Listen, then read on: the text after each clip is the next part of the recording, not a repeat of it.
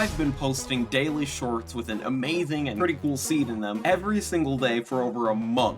And obviously, people ask me, 98, how do you find so many cool seeds? Actually, how do you seed find, like, at all? So I guess I'm not a musician. Wait, what? I guess I'm not a magician because I'm about to reveal my secret. Now, none of the stuff I've learned was overnight, right? Obviously, it was a process, so I'll tell you what I got into first. I'd heard of this website called Chunkbase a long time ago. I feel a lot of people know about this website, right? A lot of people have heard about it. Basically, you just input a seed, like we'll just do seed 98. We'll see how cool that one is. And then you get to see it here. You don't even have to load it up in Minecraft. You don't care about slime chunks. So you have all these different options for things you can see. You can see that by spawn, you got trial chamber and some ruined portals. This is really useful. Most people use it for mansions because we all know that mansions are super rare, right? And as you can see, I zoom all the way out and it's like massive, like we're God or something. And mansions are pretty rare, so people use this to find stuff like that. So when I decided that I was gonna dip my toe into the world of seed finding, because I realized, you know, it's probably super mathy and technical, and I'm pretty mathy and technical, and you know, like, it's just great to learn more about Minecraft. Always played it. I was like, I bet I could be pretty good at it. So I started with this. I remember I was live streaming and people were submitting cool seeds to me, and so I was just gonna make a video about other people's seeds and maybe throw in a few of my own. And what I did was I looked, these are Mushroom Island biomes, okay? They're like pink. And just because the biome's there doesn't mean that land is there. So if I were to fly to this spot here on Seed 98, then there wouldn't necessarily be an island that's in this exact shape, you know? Yeah, look, we teleport here, and look, there actually is. You can tell by the color of the sea. I like to have my biome blending off because it's just kind of laggy, but no land. Okay, here, what about this one kind of next to it? You know, it looks a lot bigger. Maybe that one will have a chance of having some land. And yo, it does a little bit. It has a bunch of these kind of mini islands. So I spent about an hour or two on stream looking for the smallest one I could find that would still have land, and I found a 1-block mushroom island. So that's when I was like, okay, yeah, I think I want to do this seed finding thing a bit more. That's when I released my most popular, my most viewed video yet. 21,000 views. Dang, makes me feel like I'm a pro YouTuber or something. Everything wrong with the new Minecraft movie trailer. And I realized that if I could find what kind of seed this was, you know, if I could find a seed that looks just like it, I could get more views. But obviously, to do that on Chunkbase, I would have to do this. I just have to do, where's the random button? See, I don't even know where the random button is. Be like, oh, does that look like it? I mean, you got cherry biome over there a little bit. Oh, and you got some mesas over there, but no really stony peaks biomes, you know? You just have to keep trial and erroring. So obviously, I can't do that, right? So I started doing some research. So then I found this seed finding mod on CurseForge. Basically, you kind of just give it these kind of commands, something like /find seed criteria add structure, and you can find structures that are really close to other structures or spawns that have kind of specific types of biomes, and then it'll kind of search for them and automatically load them up. It's pretty good. This is how I found seeds like this. So village inside of a mansion, which is pretty rare, right? Like you've probably never seen one of these just regular playing Minecraft. Oh, and I was able to add a ruined portal to it. Nice. And I also found some ruined portals inside a desert temple. But it was honestly struggling to find the combination of ocean and plains and mesas, and or I guess they're called badlands now, frozen peaks and cherry groves. And I was wondering, is it just impossible? Like, did I mess up in my search query? And so I tried to look at that mod's source code and tried to edit it for specifically what I wanted. I was like, okay, I want this biome at this position, this biome at this position, and you know, this biome at all these positions. But I didn't actually really know how to do that very well, and so I kind of gave up on that. And besides, I discovered a new thing. Few biomes. Now, I'll admit, it was...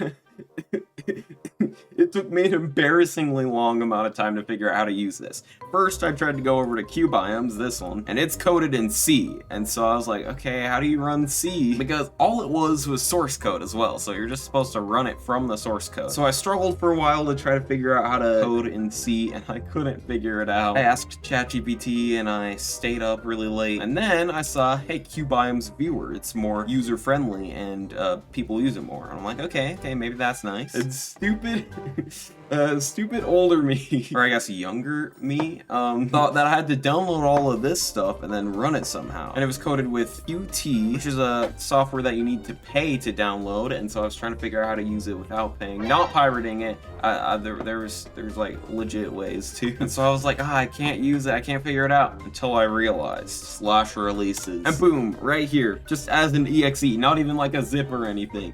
You could just download it. And so boom, look at it. It's beautiful. It's amazing. You double click on it once you have it downloaded, right? If you're downloading it, make sure to, and like your computer just gives you warnings about it, don't worry about it. Just click the run anyways button, right? And so boom, the amazing, beautiful interface. You'll notice it's a lot similar to Chunkbase.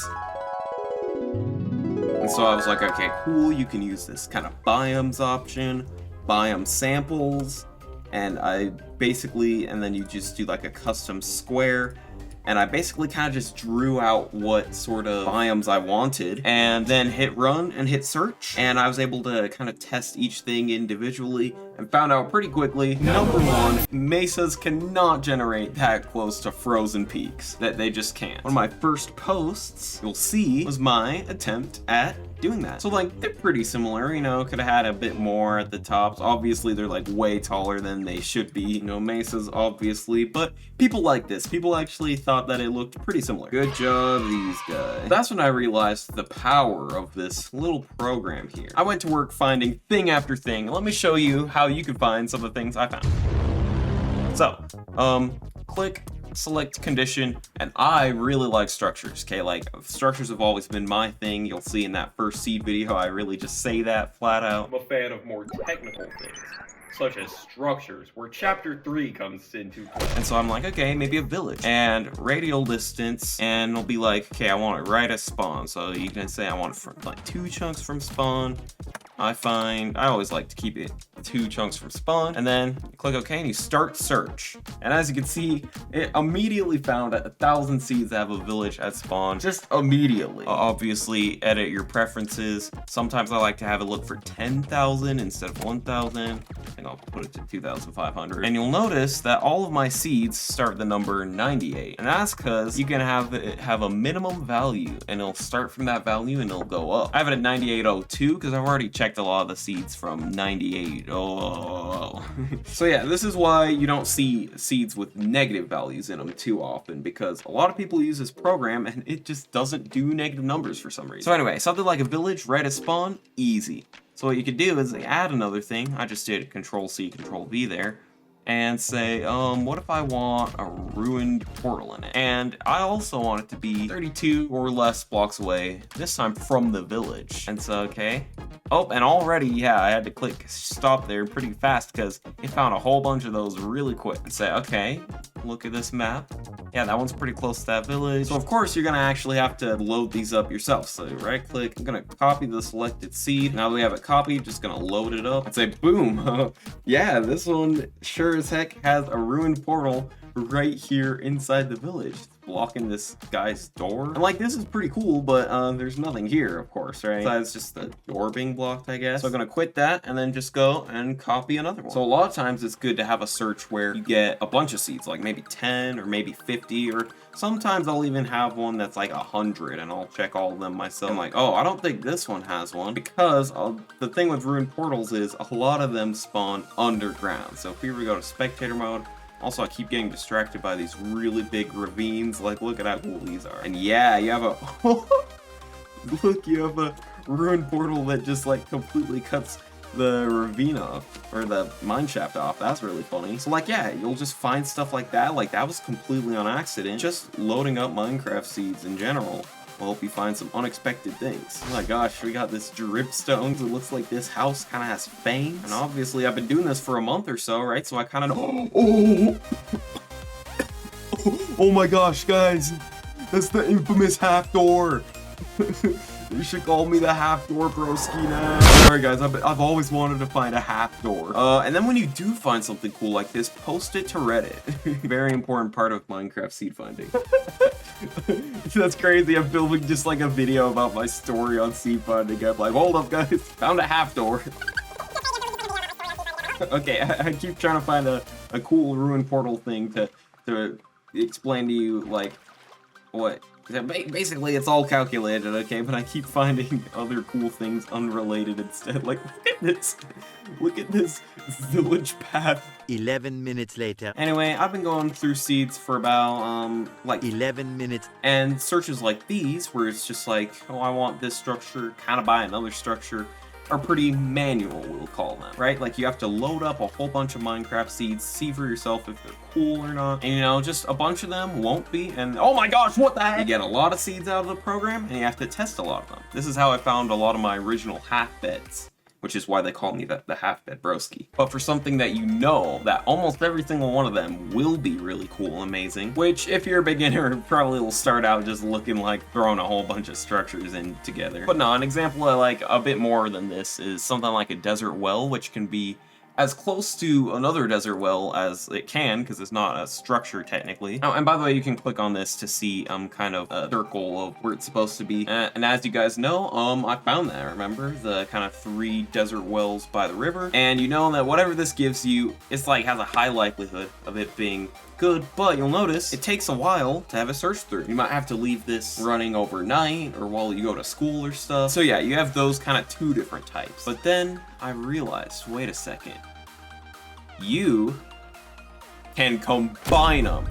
This Q biomes here, this is where a lot of people stop. And no shade to them either. Like, if you just use Q biomes, like, you're still a really good seed finder. Stofix, who I think might be one of the most subscribed to seed finders of all time, just uses Q biomes. But if you want to take it up a level, I'll suggest you kind of look into this guy.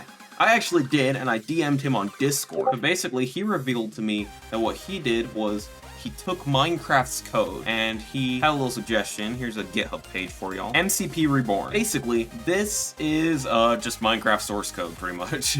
Completely legal, by the way. It's not just like somebody pirated Minecraft source code, but like it's a decompiler for Minecraft. So basically, I can't really show any of the things inside these folders because they are just the code to Minecraft. But you download it, you download this coding software called IntelliJ, and then you can add your own code. And so basically all of this, I could show it because I coded it myself. Basically, I just added this script to kind of automatically load up a world and then close a world, and I had to change some of this stuff inside these other scripts and have it so then like when certain structures generate in, like in the loading screen, you know, then to say how high they were. So basically, like, for example, when I coded this the first time, it was during my Stofix competition, like, challenge video. Business Mint had tasked us with finding a completed nether portal, as y'all remember if you've seen that. That was like a legendary moment. And so I made this go through a list that Q biomes gave me of mansions that would be kind of right next to ruined portals, right?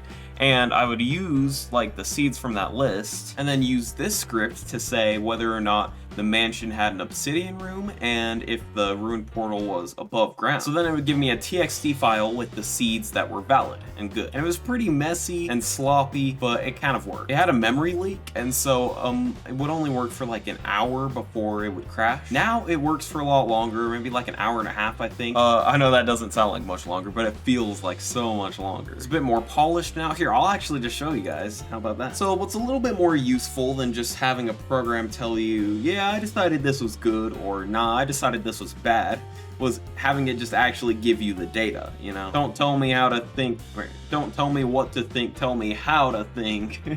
Anyway, you click this very well-designed button that doesn't overlap other buttons at all. And yes, if you click right here, then it will just quit the game. You click that button, and it starts up the very slow 1.20.2 loading screen, because they never updated this library past 1.20.2, which is fine, because besides trial chambers and pale gardens, then everything is still the same from the new version. It's just a lot slower. I've been trying to work on that, but it's pretty hard. And so anyway, while that runs, it gives here this list of every seed it's looked at, and then each of these are the Y positions of a buried treasure map. So on this seed, you have a buried treasure at Y 52, 68, 55, and 60. And of course, these are all from Q biome seeds that I asked it specifically for, like, give me seeds that have 4 buried treasures kind of close to spawn. Because actually in Q biomes, you could do that. You, instead of just having it be like one structure, you can have it have a cluster. But when you do that, you have to make sure that you're searching like a wide area, because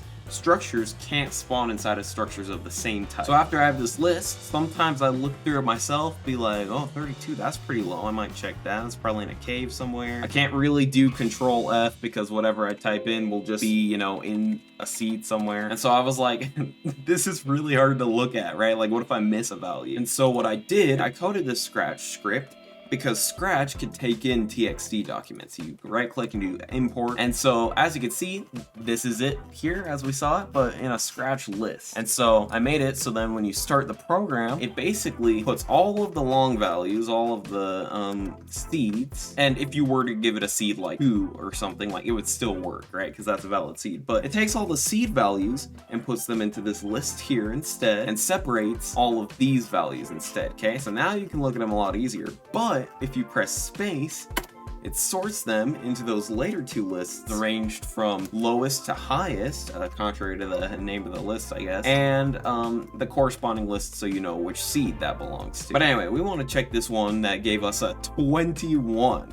21? And we'll go to it in Minecraft and we'll see how legit this one is. Now this seed's really weird. Yes, I did actually kind of look at this seed beforehand, sorry. But this seed is really weird because it spawns you like 1,000 blocks away from the origin, which is weird, and just so you know, guys, the /locate structure command can and does lie, okay? So be very careful with it. Not like it'll be like, oh yeah, structure's right here, and then it won't be there. Like, it's not bad like that, but like, sometimes it'll tell you that the closest structure is one that's really far away when there's a different one that's way closer. But anyway, it gave us the right one this time. This buried treasure is at Y21. Really incredible. Open it up, kind of mid-loop, and it's because it spawned in a pretty deep cave. So after checking about 875 just random buried treasures, this was the deepest one. And this is the kind of thing that you couldn't really find with QBiomes. QBiomes tells you nothing about height because it actually doesn't know anything about height. When I got talking with Dylan, I was like, I want to find a really high desert pyramid, right? So I did the classic, I was like, okay, desert pyramid near spawn. And then I was like, hey, look at this right here under select category and other, you got a surface height option. And I was like, oh, easy, okay, height, yeah, like that. Search. Oh, yes, okay. Okay, that's pretty funny. It said that the height was supposed to be 120, right? Like, up here. Like, up over here, right? And instead, it chose to spawn, like, in this wall. Really cool terrain though. One of my viewers was asking me for some really cool mesa terrain, so here you go. Here's the seed, just at spawn. You also get a desert temple with, I said lame loot, but it had 2 diamonds in it, so. I actually do unironically really love how like these mesas, they go from like red to like the orange sand, and then when you have a river involved, then you got green and then blue. Only there was like an amethyst geode right in the center, and then you got purple.